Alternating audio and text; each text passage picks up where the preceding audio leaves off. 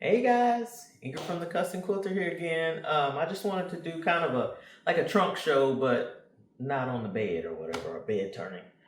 I just want to show you all the quilts that I have that are finished. 90% of them are made by me. Some of them are antique quilts that I have from passed on family members, and we're just gonna go through those. And I'll talk a little bit about each one. All right, so I've been quilting for over 30 years. I started in 1990. My daughter was 2 years old and I wanted to make a quilt for her. You know, we didn't have the internet. I learned from books. I asked my mom questions. She wasn't a quilter, but she grew up with quilters. And I made like every mistake you can imagine. I had to go to the library, do all that stuff, magazines. So the very first quilt I made, I used sheets, and I didn't know that, you know, they were too tightly woven and all that stuff. So I made that quilt. It was blue and orange and white. Of course, I don't have it anymore. My son, Scooter, who's the cameraman, he inherited that and just used it until it was shreds. And so it finally went in the trash. The second quilt I made was gray, black, and purple of all colors. I don't even like purple. And it had gray wool fabric, and it was a courthouse steps pattern. I still have that one, but it's out in my car, and my car is in the shop. So I hand quilted it. I kind of petered out at the end of it, and I didn't want to finish it. I was just going to kind of leave it like that. But my mom took it and finished it on her sewing machine, and she kept it. When she passed, I got it back, and it's still good. I just need to replace a piece of the binding. It's still great. No holes, no nothing. And then the third quilt I made was in Panama. It was my best one yet. And my sister talked me out of it, so I gave it to her. I don't have that one anymore.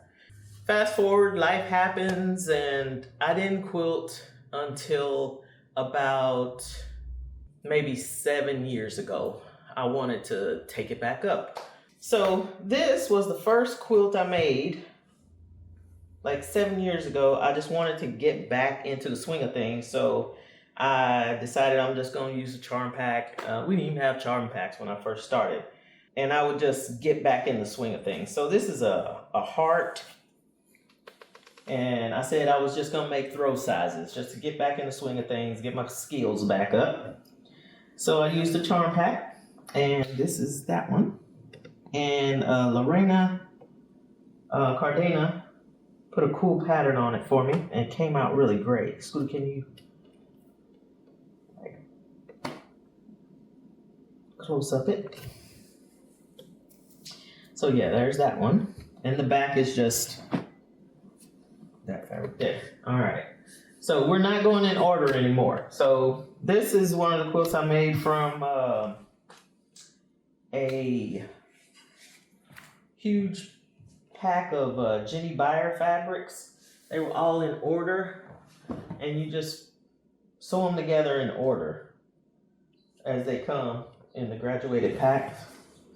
And then I had a lady here in town quilt it for me. She custom quilted it, and she had my stuff for like 8 months. I had to keep bugging her and bugging her and bugging her. I guess life happened to her. But anyway, I ended up getting them for free.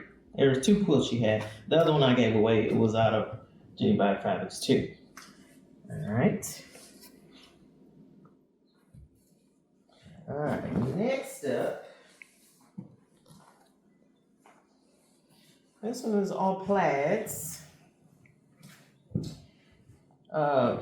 My quilty friend Francis and Alex Montez and a lady who has passed on, Terry. We went to a Cuero quilt show, and I saw a quilt like this. It was bigger and the squares were bigger, and I was like, I need to make one of those. I fell in love with it. I don't know why, but it was just cool. So I didn't have a pattern or anything. I just made it up. I took a picture. And it's just quilted with straight lines that are about 3/4 of an inch apart.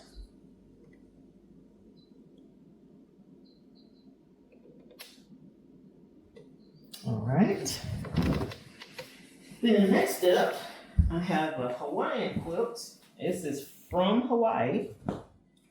A friend of mine, Linda Davis, went to Hawaii on vacation.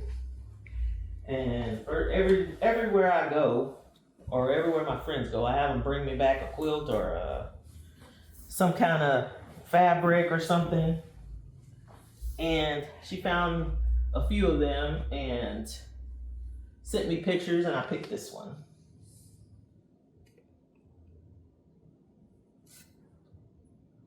And it's hand quilted and hand appliqued.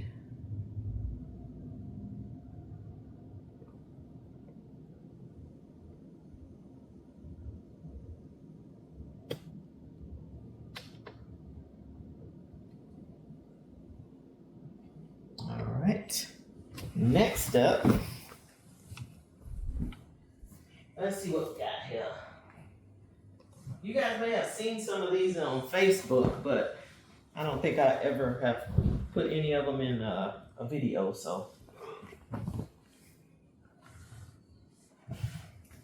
I made each one of my immediate family members and my sister and her family. I made them all quilts. I don't have any of those. Gave them all, it's probably about like 16, 20 or so. And my pixel quilts, I don't have any of those. I'm giving them away. This pattern I got from a book. And I hand quilted this one.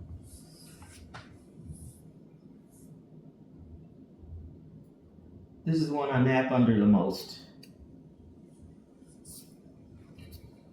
And the backing.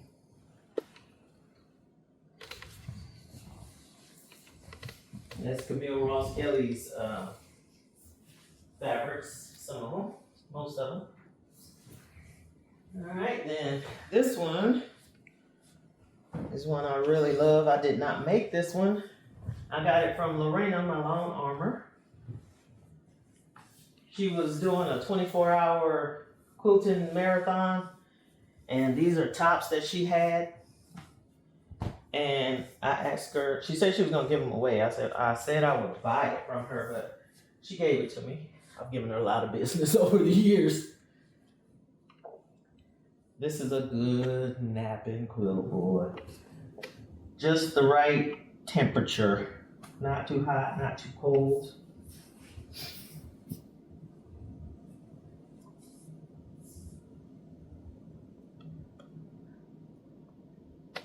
It's beautiful colors. All right. Then we got this one. I did make this one.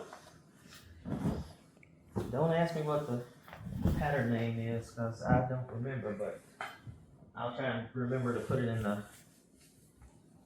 comments below. This is a 3D pattern, and Lorena custom quilted this for me. She did a fantastic job. I love this one. Fits on my bed, excuse me. Walk in front of the camera. In all the red areas is brick quilted.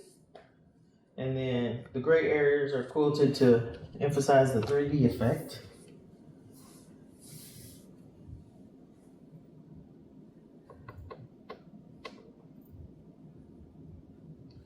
Cost a fortune to get custom quilted, but it turned out great. Worth every penny. Alright. Then this one is one of my Amish quilts that you may have seen in one of my shorts on Amish quilts.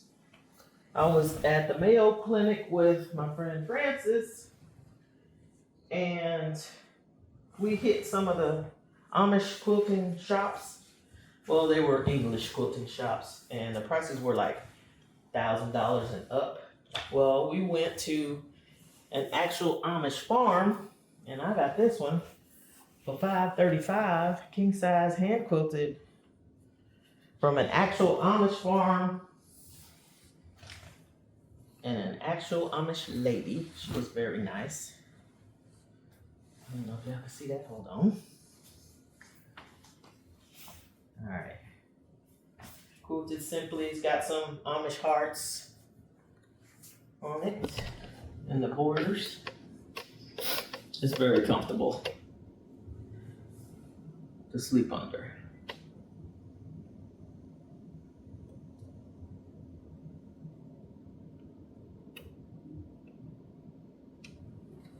All right, we're getting close to the antique ones. This is the last one that I actually finished. I don't think y'all saw this one. Well, yeah, you have, in a short, maybe, if you've been with me a while. It took me 13 months to do this. This was not a top that I pieced, but I quilted it. I got the top on Etsy because I didn't think I was ever gonna make a wedding ring quilt. If that fall down, I'm gonna be mad. But I quilted every square or whatever that is differently, except for two, because I ran out of ideas. And it is heavily quilted. It's big. This was the wonkiest quilt top I had ever seen. It was a hot mess. It was not pieced very well. You can tell, like, all of these, nothing matches up or anything, but I just love the top. And it all quilted out flat. You can zoom in on some of the quilting.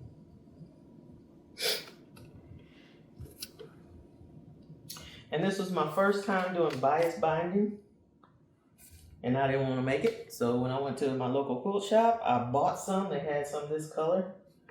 I bought it, came home, put it on. This is a good sleeping quilt too. This is wool batting in here. Wool cotton blend, I'm sorry. All right. Now those are all the ones that I made that I still have. This one, we're into the antique ones now. I have 4, I think. My grandmother and Big Nettie, we call her, her sister, made this. And it's probably about 70-ish years old. Both of them have passed on. Aunt Nettie lived to 100 and something. And my grandmother was 90 something. And they've been gone a good while. But they made this one. Its back is just muslin. I don't use it. I have it in a lined cedar chest. Just keep it for posterity.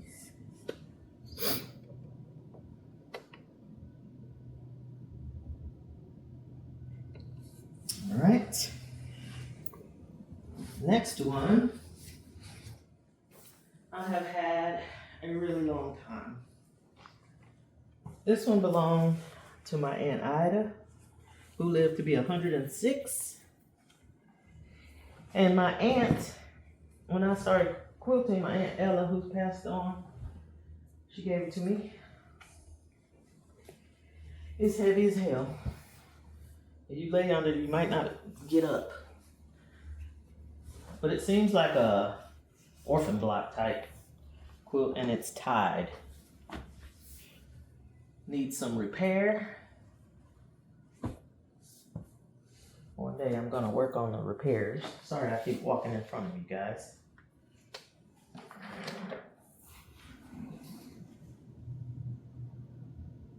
Got all kind of stuff. Jumper's path, 4 patches, courthouse steps, 9 patches, stars, pinwheels, half square triangles, you name it. Jacob's ladder down there. 60-degree triangles, angles, or whatever you call them. diamonds. Right. And this is the background. This blue. I think this is sheeting. And they just flipped over the back for the binding to the front. And big stitches. I can't believe it's still on there. All right, next one. This one I got from my mama. And it is another one of Aunt Ida's quilts.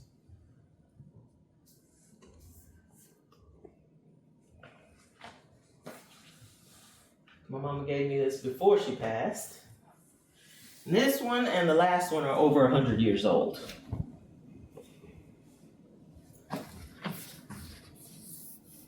Another orphan block type. I guess Aunt Ida liked that kind of things. I remember her. She didn't have any legs. I remember going to visit her in the nursing home when I was a little kid and just was fascinated by the fact she didn't have any legs. She was very nice. And this binding is wrapped from the front to the back. You can see that there. And there's no batting or anything in this part of the binding. Down here there is. It's lumpy cotton in there. I have slept under this one. It's nice. And this is like velvet, these red pieces. All hand quilted and hand pieced. On this one I wanted to show y'all is feed sacks on the back. Check that out. Cool. All right, and the last one, recently, very, very recently acquired.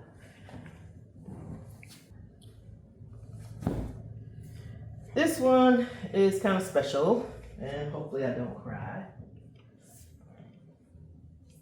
My dad just passed on February the 7th. And going through some of his stuff last weekend, found this. And this was made by my Aunt Nettie and my grandmother. They were sisters. Dad was 93, and Nettie was 100 and something, and my grandma was 90 something. And when I was at his house last, I slept under this. Slept real good too. I really like this one. All hand quilted. You can tell it's been put together in rows up and down instead of left and right because these don't match. One's down here, one's up here. And this one is in really good shape. I have not found any holes. It's lumpy cotton in there again, not batting. I don't know how old this is, probably 70 years old. And yellow back.